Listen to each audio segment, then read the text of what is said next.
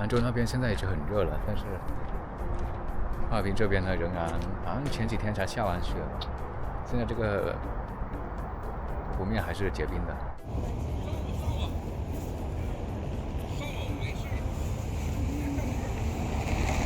现在又来到了松花江了，已经两年了，还是以前的那种样子。现在计划呢就是一路走到中央大街，然后贯穿整个中央大街，然后再回去。但是真的感觉挺冷的，说不定坚持不到。现在这里全是围栏了，可能是冬天的时候冰面不是十分厚啊，害怕别人会掉到冰底下，就非常危险。之前这里好像是没有这些的吧，现在弄得还挺炫亮的。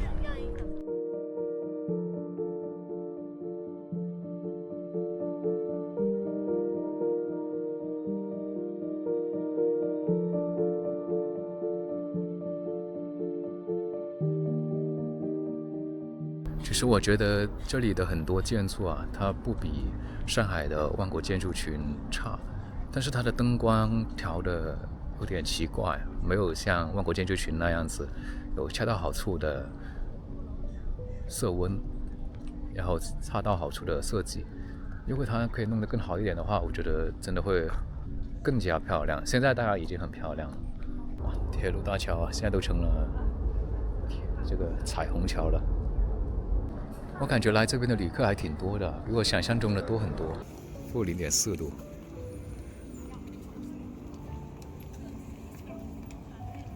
周大生，不知道现在还有没有音乐演奏？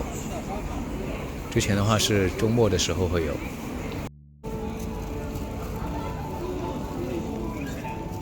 这辆警察走的真是步调合一。国洋行啊，之前是一直都是排长龙的，现在居然没有人排。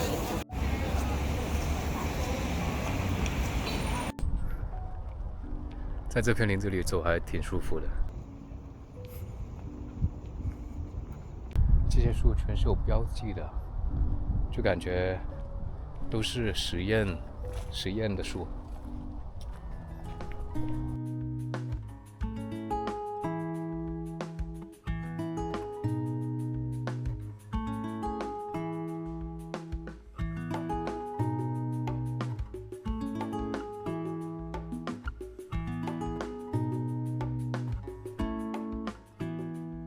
是圣索菲亚教堂，上一次来也是2年前了，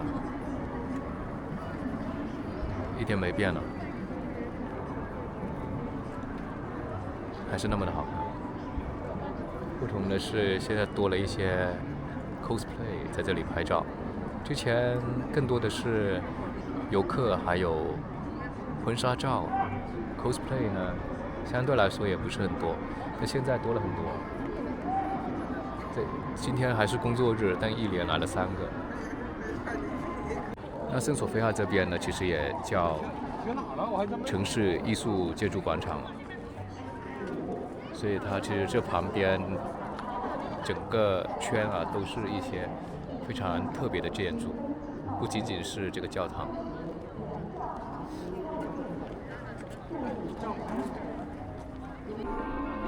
之前好像有拍过这个教堂里面的情况吧，我忘了有没有发表了。